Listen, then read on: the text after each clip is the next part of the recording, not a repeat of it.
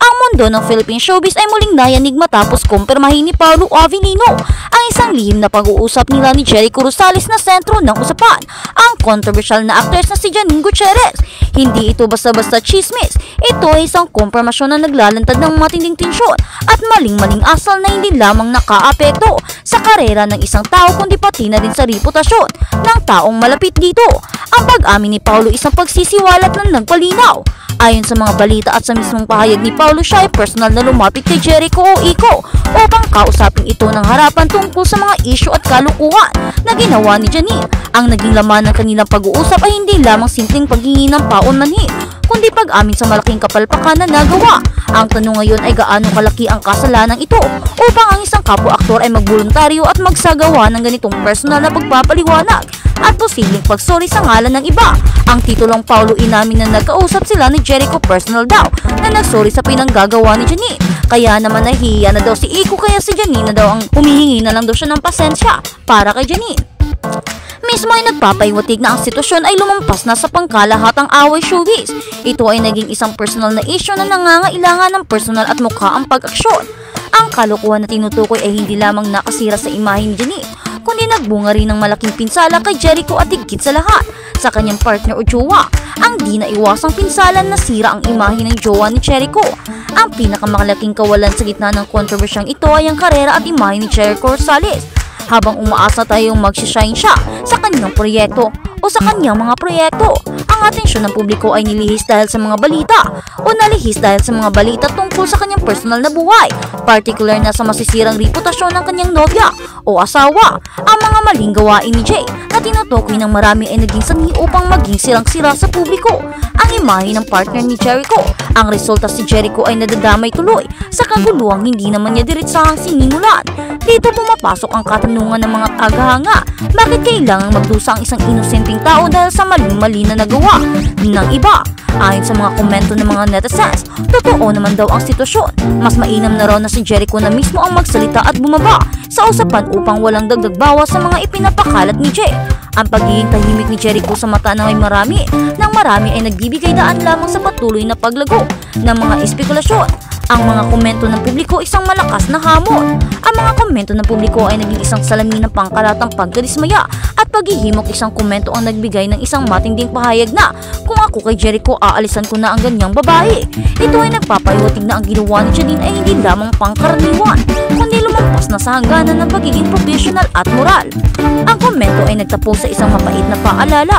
Sorry to say, ang daming kapalpakan ang ginagawa. Sana ma-realize na sobra-sobrang pang-iinsulto na. Ang ganitong klase ng pampublikong hatol ay nagpapakita kung gaano kalaki ang bigat ng isyu. Ang kalukuhan na ito ay hindi na lang tungkol sa pag-aaway, kundi tungkol sa paggawa ng mga pagkakamaling nagdadala ng sobra-sobra pang-iinsulto sa iba. May mga nagpapahayag na si Jay ay masyadong dilalo na sumisikat ulit, isang matalim na pagpuna sa kanyang motibo at pagnanais na bumalik sa limelight sa pamamagitan ng kontrobersya. Dahil dito mas lumakas ang panawagan na dapat nang magsalita si Jericho. Ang pagiging biktima niya sa sitwasyon ay nagbibigay sa kanya ng karapatang linawin ang lahat para maprotektahan ang kanyang sarili, ang kanyang karera at higit sa lahat, ang kanyang partner na labis na dadamay. Ang isyu ng pampublikong persepsyon mula kay G hanggang kay Kimi. Ang artikulo ay lumawak pa at nagbigay ng isang mahalagang paghahambing na nagpapakita ng isang malaking kakulangan sa sistema ng pampubliko panghusga sa showbiz. Isang komento ang nagpukaw ng usapan tungkol kay Kim Chu o Kimi na sinabing everytime kasi na may hit sa Kim Pao, lalo na kay Kimi natutuwa yung isa. Ang komento ay nagpatuloy na isalaysay ang sitwasyon kung saan si Kimi ay binatikos dahil sa kanyang pagtulong sa Cebu. Minasama pa ng lahat yung ibang artista nga, deadma lang kaya naman magbigay ng tulong pero walang kusa. Ipinunto ng komento na si Kimi ay nagbigay ng malaking tulong. Ito ay ginawang big deal at question kung bakit hindi dumaan sa foundation at inakusahan pa siyang nagpapabango sa publiko. Ang bahaging ito ng balita ay nagbibigay diin sa double standard at labis na pagiging kritikal ng publiko sa mga sikat, habang ibang artista ay pinapayagan na manahimik gumawa ng kalokohan. Ang mga gumagawa ng mabuti tulad ni Kimi ay kinukutya, kinakahiya at binabash. Asa na ang utak ng mga tao? Asa na ang pambabash ninyo? Ano ba talaga ang dahilan kung bakit galit kayo kay Kimi? Siya pa ngayong tumulong, siya pa yung hinusgahan. Grabe naman. Ang pahayag na kahit nilinaw na nadala ito na may daan pa sa gobyerno at ang paliwanag na mas mainam ibigay na lang sa tao diretso na ibigay para hindi ka mag-alala kung makukurakot ba o maibigay ng tama o maibibigay ay nagpapahiwatig ng kawalan ng tiwala ng publiko sa mga institusyon. Dahil dito si Kim Chiu ay pinuri sa kanyang pagiging maingat sa pagbibigay ng tulong sa panahong ang daming mandurugas.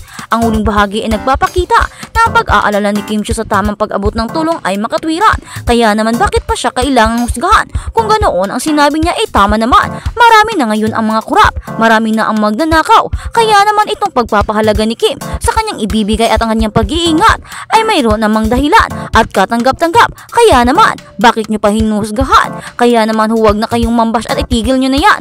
Kaysa yung pinambabash ninyo, bakit hindi nyo na lang siya suportahan sa kanyang tulong na ibinigay? At magbigay din naman ng kayo ng tulong.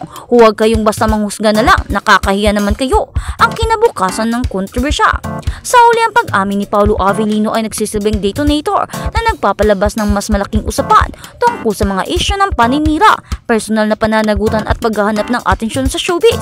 Ang pag-uusap nila ni Jericho Rosales ay hindi lamang nagpapakita ng respeto ni Paolo kay Iko bilang isang kapwa-aktor kundi isang hindi opisyal na paghingi ng tawad sa hindi maikakailang kaguluhan na nilikha. Ang buong sitwasyon ay isang malaking hamon kay Jericho na panindigan ang kanyang posisyon, protektahan ang kanyang sarili at ang kanyang minamahal at wakasan ang mga espekülasyon.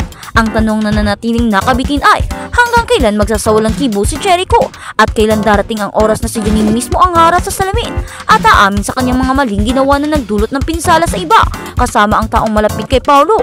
Ang publiko ay naghihintay at ang katotohanan ay tsak na maghatid ng isa pang malaking sorpresa dahil marami ngayon ang nag-aantay at nag-aabang na magiging side ni Janine kung totoo nga ba ang mga isyong ito tungkol sa kanyang paninira sa Kim Pao. Pero alam naman natin na napakabait na tao ni Janine, kaya naman antayin na lang natin ang kanyang side. Huwag na lang tayong basta manghusga dahil alam ko at alam ng karamihan na isang mabuting tao si Janine, edukada at may respeto sa sarili. Kaya naman ang paggagawa ng mga ganitong gulo ay napaka-imposible. At sa kabilang banda, sina Paolo Avellino Kim Chiu ay nag-alab ng pagsinta, misteryo sa Prime Video series na The Alibi. Bumaba na ang inaabangang opisyal na trailer para sa pinakabagong kapamilya series na The Alibi at pumukaw ito ng intriga at pananabik sa mga manunood. Ang nakakaakit na serye ay pinagbibidahan ni na Paolo Avellino at ni na Kim Chiu, isang sex worker na ang buhay ay nasangkot kay Vincent sa isang web ng pagnanasa, pandilin lang at nakakamatay ng mga lihim. Nagbukas ang thriller sa isang high-profile na kaganapan kung saan ipinagmamalaki ni Arthur Cabrera o John Arcilla si Walter Cunanan sa bilang bagong CEO ng Cabrera News. Ilang sandali pagkatapos ng anunsyo sumabog ang kaguluhan. Matagpo ang nawala na si Walter na nagdulot ng iskandalo na nagpapadala ng shockwaves sa imperyo ng Cabrera. Habang lumalabas ang inala iniimbitahan ng The Alibi, ang mga manunood sa isang mundo ng kapangyarihan